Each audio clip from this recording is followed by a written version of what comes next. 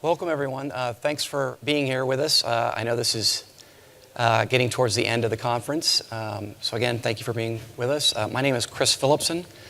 I'm a platform architect with Pivotal, and I've got four distinguished panelists here with me from Boeing. And this is going to be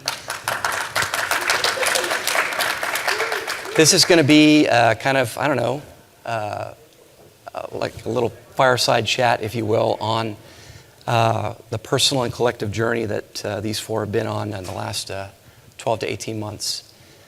So just going to be some questions and some answers, and if we have a little bit of time, we'll throw it out to you all to pepper us. So we'll start off with Rob. So Rob, maybe you could tell us a little bit about how you've made these connections and how you've met all these folks here. Sure. So my four panelist teammates up here, I would say while we come from different roles, different backgrounds, and you'll maybe get to know us a little bit more afterwards too, we shared the same passion, the same desires to see change, be change agents. We wanted to see things be different, and we were willing to take those small calculated risks that were going to get us started. And I think that that's kind of a shared trait that we all had and why we were able to get together so easily. And then getting involved with our digital transformation environment, as you heard from Brad and Ines Yildirim yesterday. That was kind of the platform to bring us really all together with that energy, with that passion. And my specific role within that program was to implement DevOps enterprise tool chains, help get the change agents going within the lower teams, the product teams themselves, getting people more and more adapted to the platform, CI/CD, and basically within 2017, we onboarded 12 new services, roughly 3 or 4 handfuls every kind of 3 months, and we just incrementally delivered those into production, got new users, got learnings from those users, and had an opportunity to really learn during the entire journey. And we saw massive spikes as we gave new capabilities to everybody. And saw spikes of 600, couple thousand people here and there every time we did that. So I think that's honestly kind of where it all came to be for me as far as getting to know everyone as my customer and teammate. So. Okay. Well, so maybe moving along to Sophia, what have you learned in the last year or so, and when did you realize in that year that moving fast could also mean not sacrificing safety? Okay, so just maybe to kind of give a little bit of color what my background is. So I actually started on more of the business side, the engineering side, worked a lot in space station, flight simulator development, military type things. And so really, when you think about the Boeing company, we build things that have the potential of intentionally killing people or trying to save lives, right? That's what we do at the Boeing company, quite frankly. And so when you think about that, safety is paramount for us, right? We want to make sure that we are building products that are doing exactly what they're supposed to do. No fuzz, no fray on that. And so that also makes us inherently a very, very conservative company, which means we check everything once, twice, 3 times, 4 times. Hey, maybe throw in another time, right? And then we have other people that check our things as well, too, right? So things don't move very quickly. And that worked for us for the first 100 years, right? We're a 102-year-old company. That worked very well for us for the first 102 years. That is not going to work well for us going forward, right? We need to fundamentally make some changes, whether it's changing the way we do software development, the way we want to actually think about things in order to be able to come to market a lot faster. We have to inherently change, which also means that we need to move faster without compromising the safety. And so one of the things that's been really striking about looking at the Pivotal methodology is that using the paired programming, the idea of test-driven development, the idea of sort of building in those safety checks along the way really kind of helps to answer that question of how do we continue to build safe products that we want to have out there. And so I think there's always been this idea that we need to be able to move faster, we need to be able to provide value to our end customers, But what's nice is now we have a framework that we can actually use to be able to go forward and have that conversation.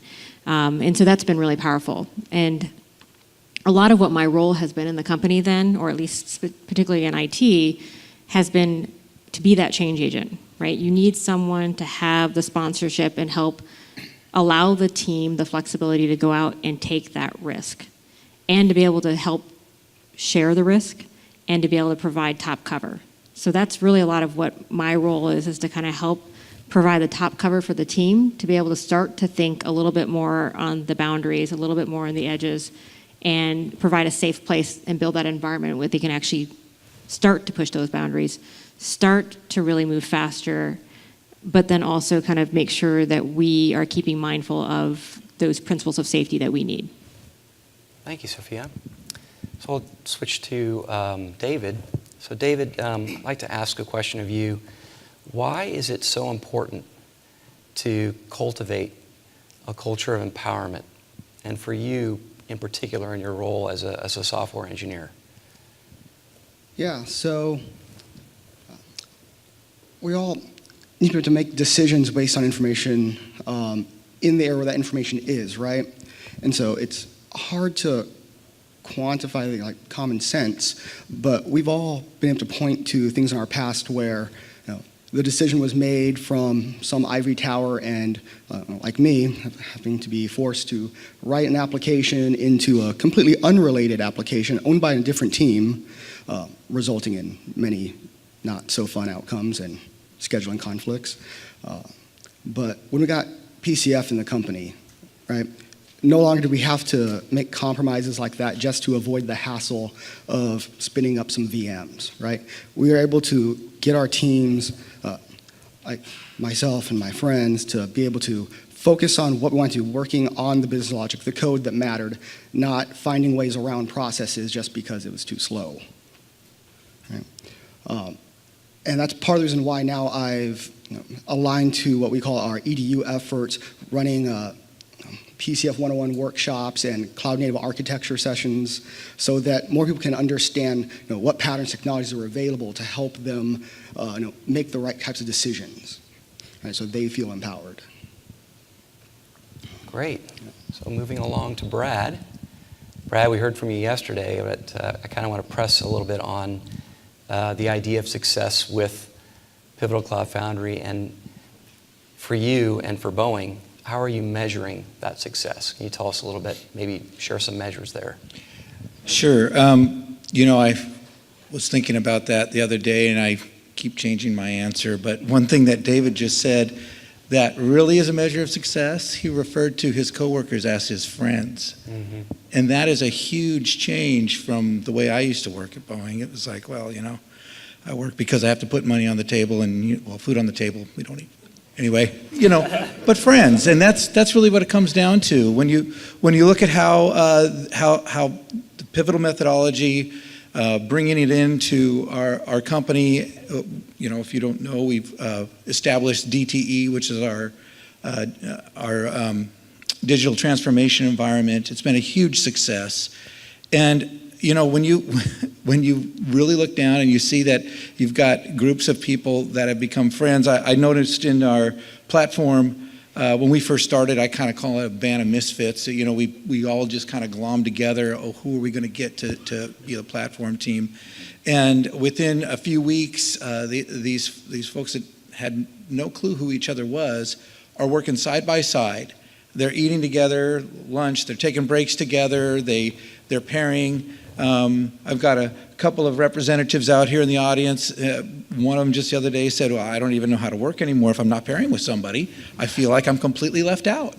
And that is a huge measure of success for how our culture is changing at Boeing. And I got to say, for myself, this has been an incredible journey, and it's far from over. I've learned all kinds of things this week that I'm going to have to do, so that's good.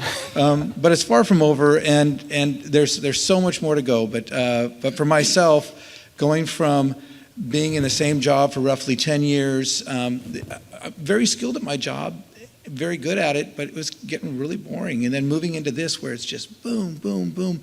You get the boring stuff turns into a pipeline. That pipeline takes care of things, and there you go. It just every day is something wonderful and new, and that's what I call success for myself. Success for the company is how we're all working together. Excellent.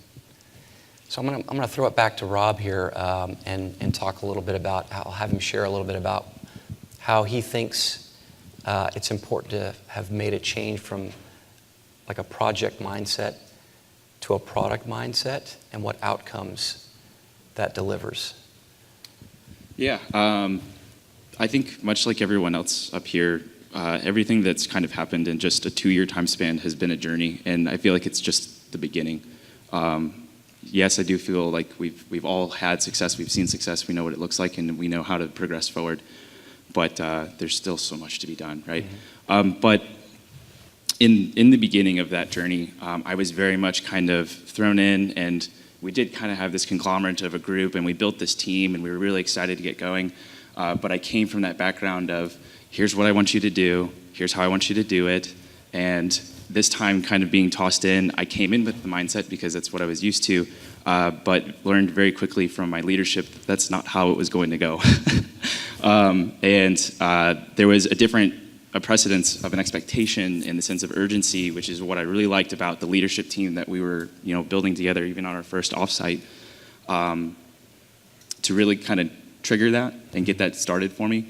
But it was really grasping hold of the principles, practices, behaviors of what we wanted, what we were learning from Pivotal, everything you learn from lean startup mentality to user-centered design, and just actually incorporating that regardless of what the conversation is, regardless of what your product or service is, and if you actually use those tools to your advantage. It helped me kind of start to slowly see the light.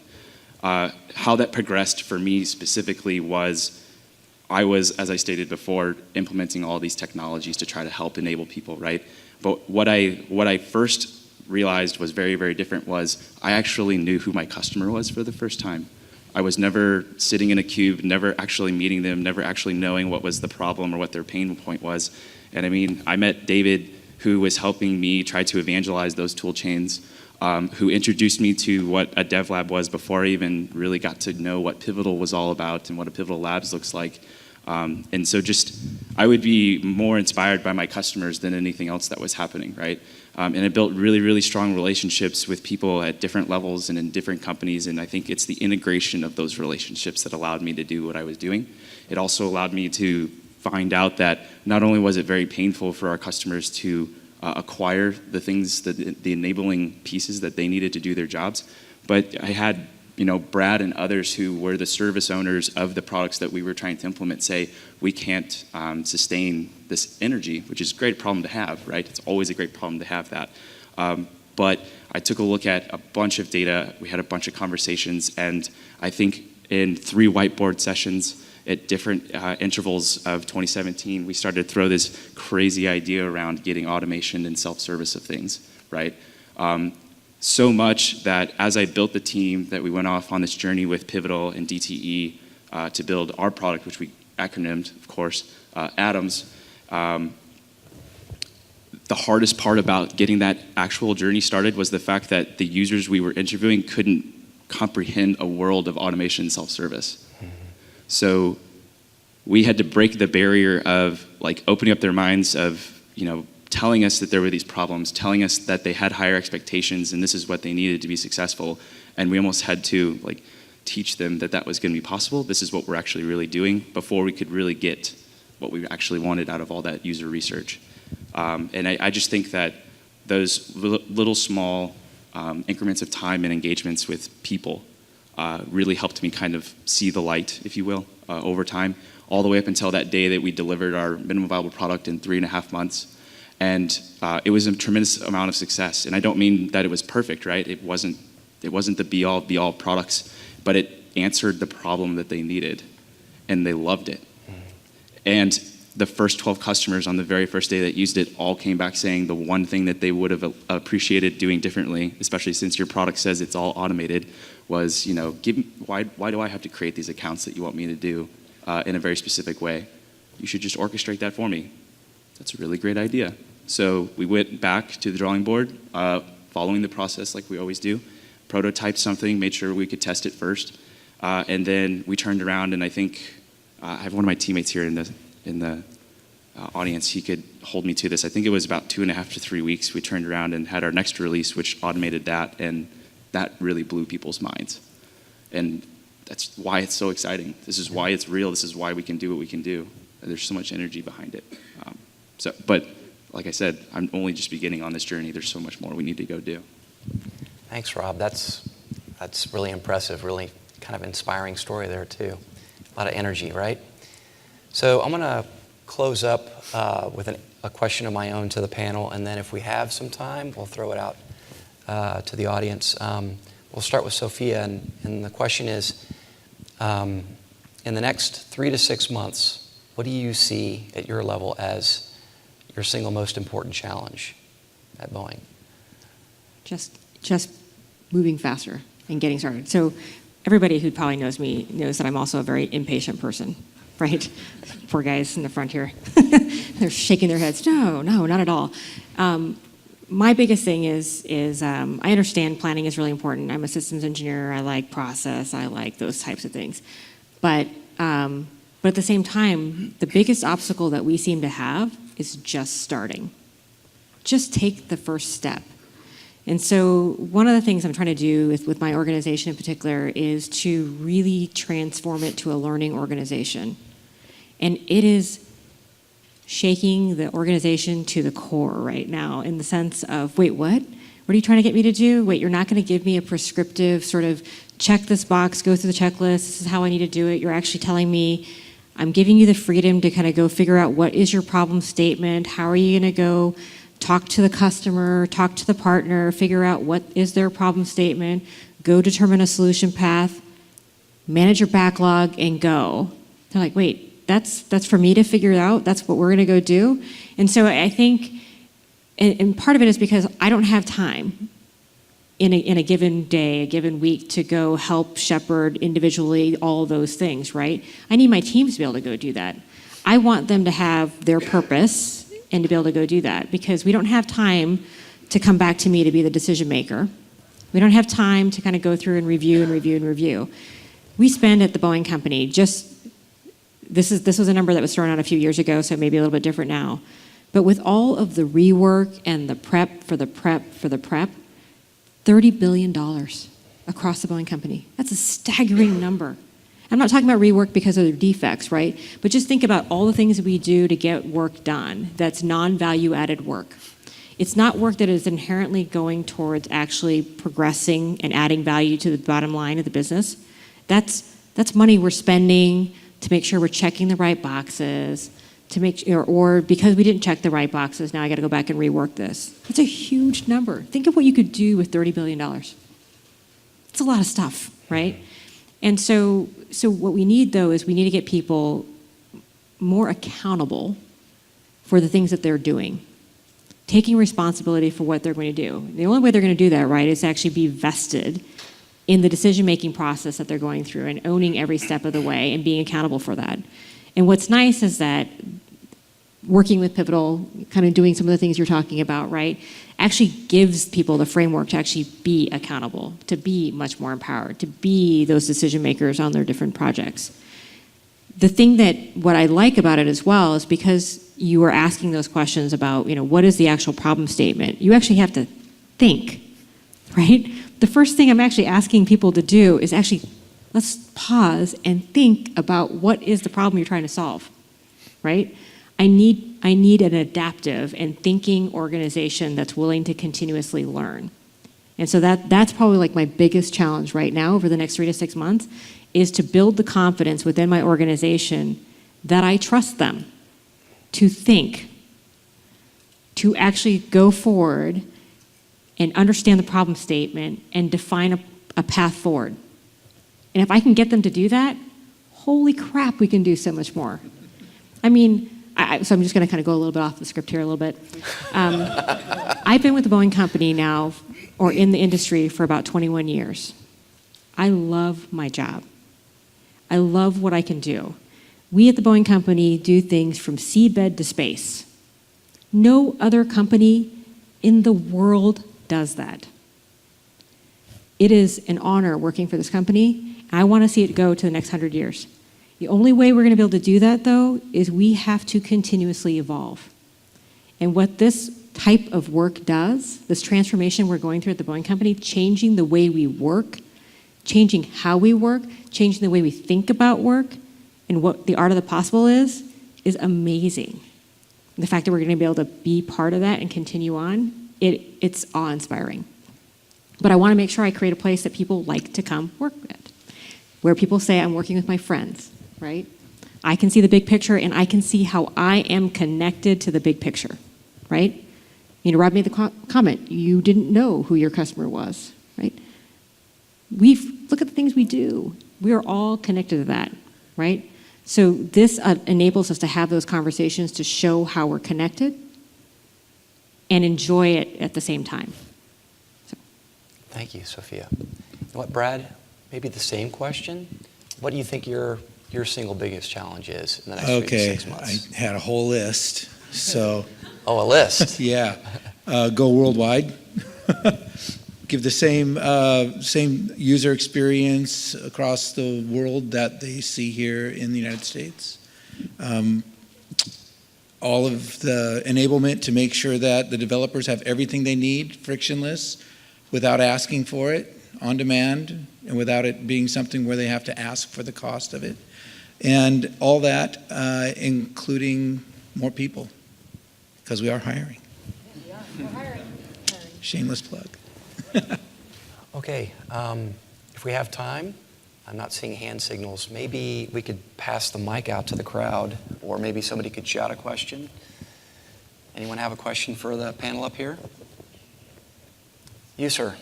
Yeah, you talked a lot about, I think everyone at some point mentioned incorporating the pivotal process in what you're doing. Is there anything from that broader pivotal process that you found didn't quite work in your organization, and what did you do different? Who wants to take that? Sophia? Ennis is laughing.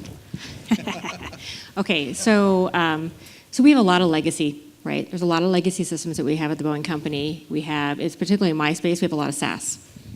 It doesn't necessarily fit well with the pivotal framework, but when you break it down to the core principles, though, it's still transferable. So I would say with part of the digital transformation that we have, so not only are we using some of the pivotal methodologies, but we're also using Scaled Agile framework.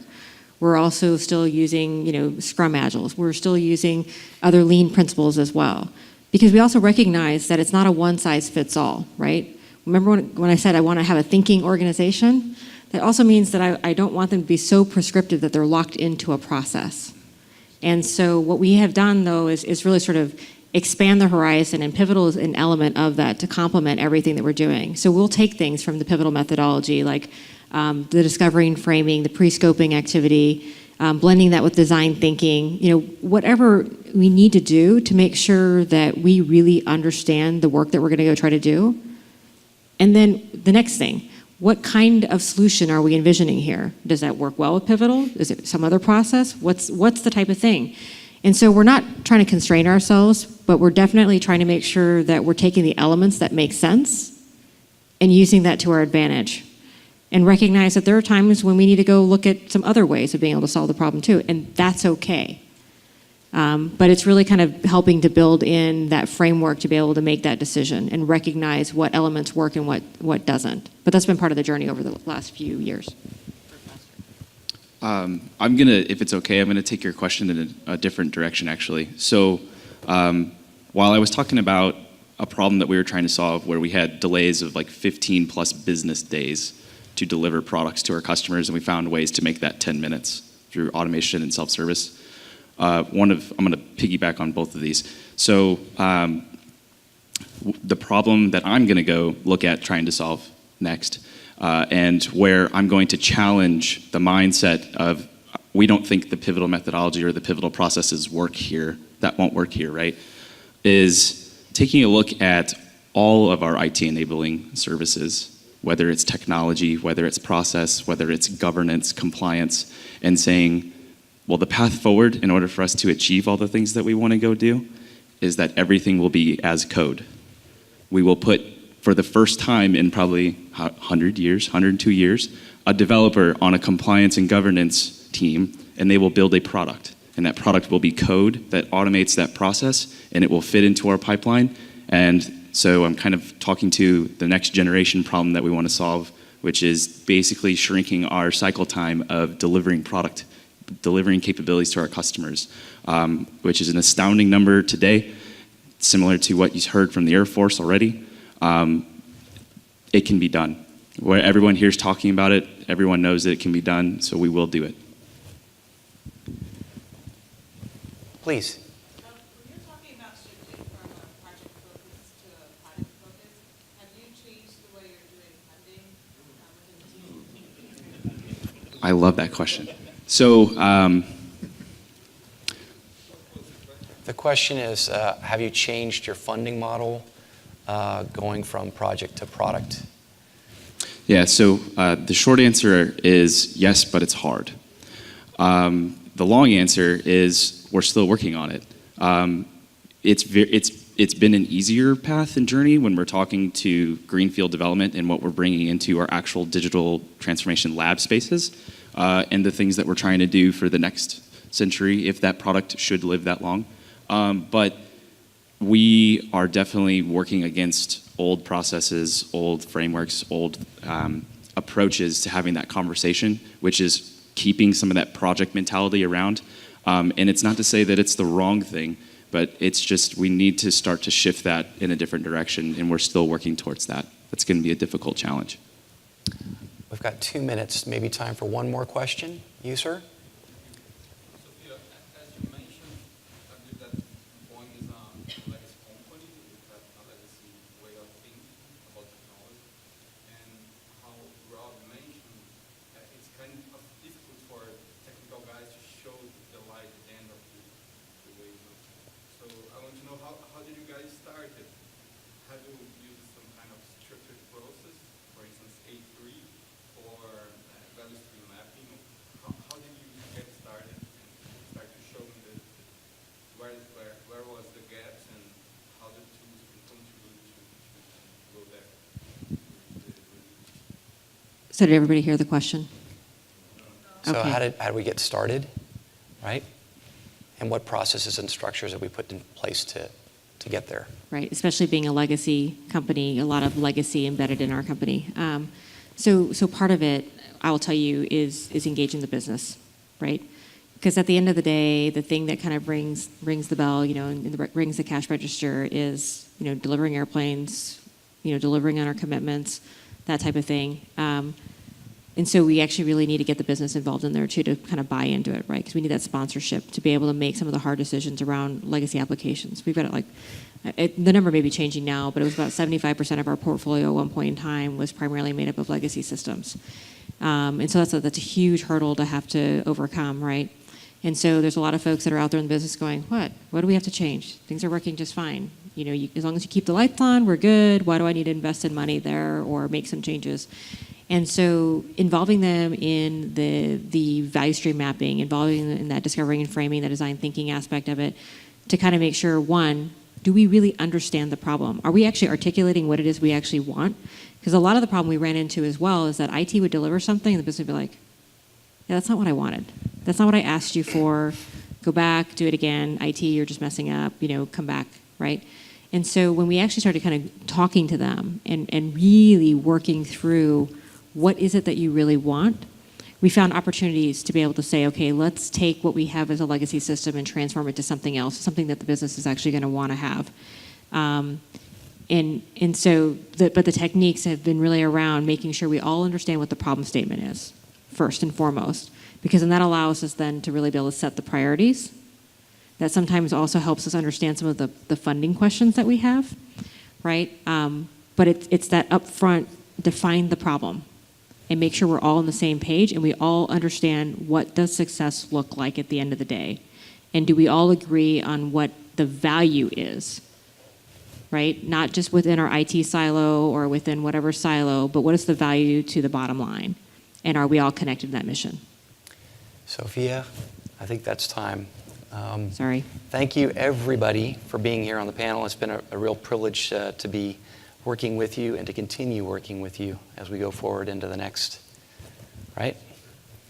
Thanks, everybody.